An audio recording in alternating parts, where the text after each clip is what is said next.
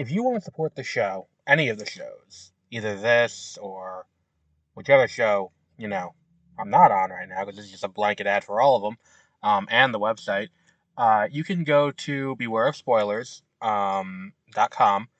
In the description for any of the episodes of Beware of Spoilers, there is the option to donate. If you don't want to donate that way, you can donate directly through the website. We do have that, mwpnews.com. And if you don't want to support that way, then going to mwpnews.com will help out because we have ads there. We don't want to keep it, where there's a lot of ads. There's a few ads. But the point is we want to make it so that way, we can sustain this for the long term.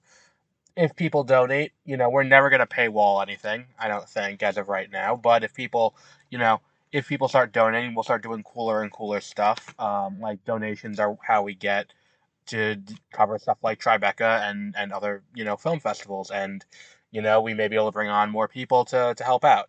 So if you want to help out the show and you want more content from us, by all means, even just going and giving us a 5-star rating on Spotify helps out a lot. But that's it. That's the only ad we'll have on the podcast ever. But here's whatever podcast you're going to be listening to.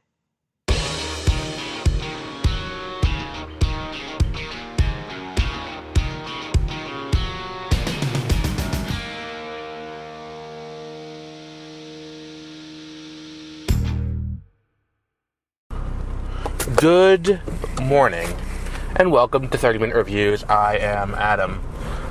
This is going to be the first week of a 10-week little mini-adventure where we talk about WandaVision.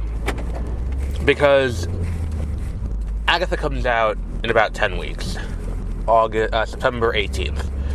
So that gives us enough time to go through all of WandaVision and then Multiverse of Madness before we get to Agatha. So let's do that. We may have another episode going up later today of this. Allegedly today is Captain America trailer day. I don't know if that's accurate or not. If it is, we're going to have stuff to talk about. I can just say that right now. In which case there'll be 2 episodes today, which never happens on this. But regardless, here we are. And let's put WandaVision in perspective. I did this a little bit 2 days ago when the trailer dropped for Agatha. But I think it's important to take WandaVision and the response to WandaVision, and even my response to WandaVision at the time, and put it within the context of, where this was and where we were kind of as a society almost. I hate doing that, but I think you can't separate the two. Because here's the thing, let's just address where we were. Like, the last we had heard from Marvel Studios, Marvel showed up at San Diego Comic-Con in 2019 doing a victory lap after Endgame. And just kind of being like, yeah, Endgame worked, Spider-Man worked, we are going to continue, this gravy train is never going to end, let the good times roll, the good times are here to stay, this is what we're doing, here's our Phase 4 and Phase 5 slate. I think they even went all the way to Secret War, they went all the way to Secret Wars at that point, and we're like, here's everything we're doing for the next, for our next massive plan, because you guys bought in with the Infinity Saga, our next thing is the Multiverse Saga, and it didn't lead off with WandaVision, it led off with Black Widow.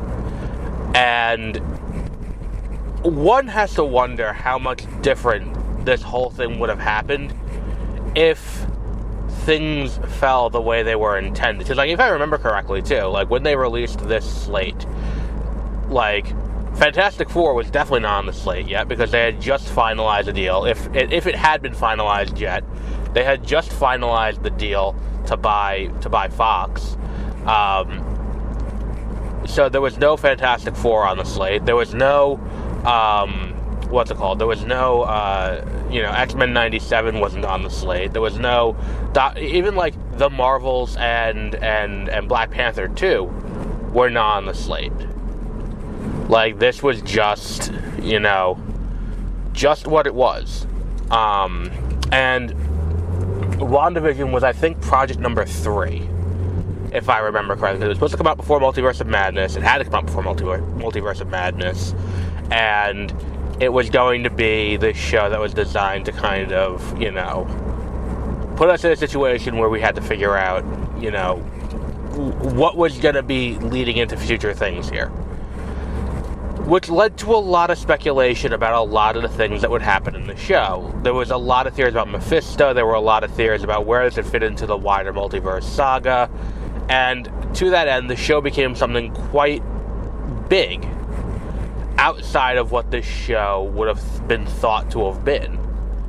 Considering, by and large, what it is, it's a show that is an exploration of grief.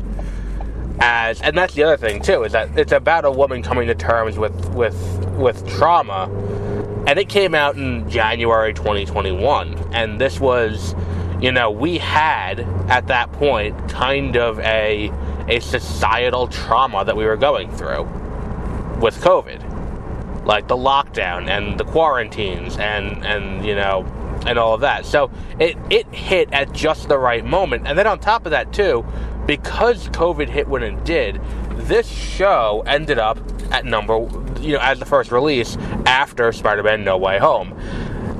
Because it was so effects heavy, they were able to get it shot and out the door. So, that said, we were now at a point where we're like, why are we, what's the thing that this is going to be? And when you watch I only watched the first episode because it's we have 9 weeks until release, or 10 weeks until release. So when this originally premiered, it was episodes 1 and 2. But I remember, after episode 1, it's like it ends with, someone watching the TV, and we now know who that is. We know that's Darcy. I think we get that answer in episode 3 or 4. But is that Mephisto who's watching this on the screen? He's the one pulling the strings.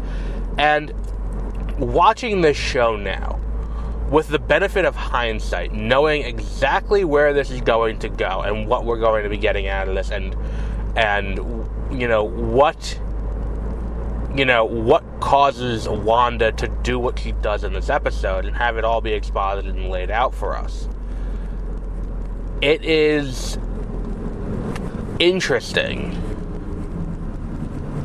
that you can kind of see that here. If you're not trying to figure out what the broader implications are, a lot of the things that pay off are actually alluded to in this episode. Like, when Vision gets to work, when he gets to his job, the pages are all blank. He doesn't know what they do, and he's like, well, what do we do? It's data computation. It's like, okay, but data computation for what?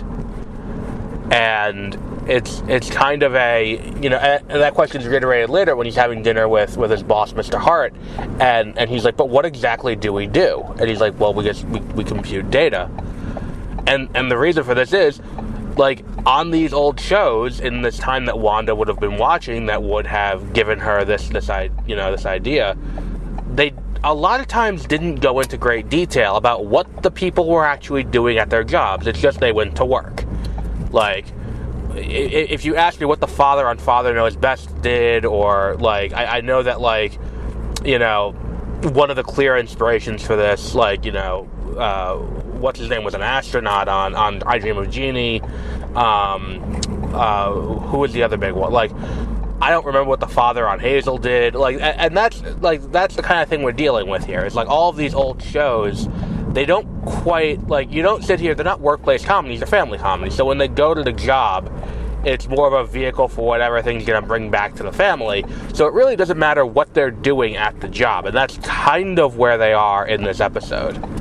And it's an interesting thing that Vision, being a robot, is trying to figure out, hey, what are we doing here? This doesn't logically line up. It's a really well done thing. Now, I do have some gripes about the episode too, and I think that my biggest issue is number one, you're going to do this, it doesn't look like a multicam sitcom. Which, if I remember correctly, we don't get an episode that actually looks like a multicam sitcom until we get to the episode where they're doing Modern Family. And I think that's only because at that point we have moved, we still do have those kind of sitcoms today. But by the time we get to that, we've started shooting more theatrically. So that makes sense. But it doesn't, if this is filmed for a live studio audience, which is what the title is, why is this the episode that they're, why does it not feel like that? They're using camera angles and things like that. That's this is not how they shot this in 1950. So it's kind of a weird, it's a weird thing to be dealing with. And I'm not entirely sure why they go that route. The other big thing is, I think that, there are other things that have done similar kind of things and handled it better. I think back to, it's not the intro, the very beginning intro of Saints Row 4, but when you're first taken into the Matrix, and they put you in the first one, and you're in the I Dream, you're in the Leave It to Beaver parody, they play that so much better, I think. Because I think when you're in there, it's you're not supposed to feel oh, I'm in this, and this is a world that is correct. From the beginning, they're kind of playing this as almost you're in a weird place. And one of the things that, maybe it is just that because we had seen it on Kevin Can Fuck Himself after the fact, but the scene where Mr. Hart starts choking, and it kind of breaks the whole thing. That whole scene at the dinner table is great because it's the breaking of the, it's the breaking of the illusion for Wanda, who's the one who's casting this.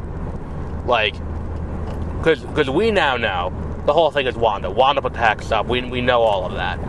Wanda has taken this town hostage to live out this fantasy sitcom life, so that way he can, so that way he can, she can have the life with Vision that was taken from her by Thanos. We know that that's what this is now, because we've seen the show already. The thing is, that scene should have broken not just the, what I would have done with this episode is I would have strictly kept it to the 1950s multicam sitcom kind of camera angles and shots like that. So that way it looks kind of the same. Use a lot of wide angles where you get a good view of most of the set, not too many close-ups, and then you go from there. Because again, just keep taking into consideration, it was more expensive to shoot these things, and more difficult because of limitations for the amount of film you had to shoot this back in the 1950s, which is what this is trying to ape, is very early sitcoms on television. So what you end up with when you watch this is that looks like that. Then what you do is when you get to the scene where the illusion starts breaking for Wanda, that's where you go to. That's where you change it, and that's where you switch back to out of the 3x4 or 4x3. I'm sorry, the 4x3 resolution that the entire rest of the episode is shot in. You go from there to the standard wide 16:9. And then you go into this is not correct, and because again, I used Kevin Can Fuck Himself as the example. I think it was Kevin Can F Himself, but fuck was implied. The show with what's her name from Schitt's Creek, that was on AMC. That show, it's this woman who's living in a sitcom, and it's shot like a sitcom whenever she's with her husband. Then when she's out, it's shot like a drama. And the screen resolution changes, the lighting changes, all of that changes. And I think that's something that would have really helped WandaVision out to do something like that. Where it's And the thing is, too, it's like, I think the laugh track could have also been used to help set that mood. Going back to the example I used earlier with the Leave It to the Saints, which was that, Saints Row 4 Leave It to Beaver parody in the beginning of the game. Like, the laugh track is meant to unsettle you there. Because something is not right. Like, this is not the reality you should be in. This is not how life should be for your character. This is wrong. So the laugh track happens at points where it shouldn't, and it feels wrong. So, like, again, the sequence where Mr. Hart is choking, I think a gradually crescendoing laugh track over that would have been way more unnerving than it just being a little weird that it's just quiet and his wife is just trying to talk to him. And that is kind of the biggest issues with it. I think we're going to find those issues kind of permeate the entire show, is that it has an idea of what it's trying to do, but at the same time it doesn't really want to commit to doing it fully. So a lot of things that would ordinarily, that you would expect from a show like this don't quite work exactly right. And when you take this into the context of what we know comes later, it just feels a little bit weird. Where it's like, we know this isn't building towards Mephisto. And the thing is, too, it's like, I feel like this is the first example of Marvel, like the legacy of Marvel Studios being a hindrance instead of a benefit. And the reason I say that is, we were expecting more.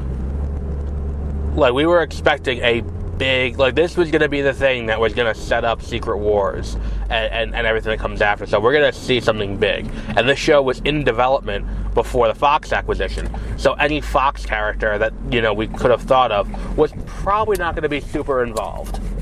Like, Evan Peters came in to play the recast Pietro later, but it's an interesting, it's a weird situation all around.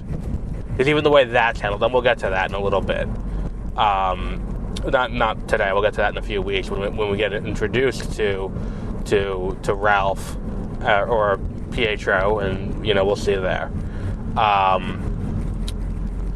But yeah, I mean, we will wrap up there for today. This is a good place to leave off.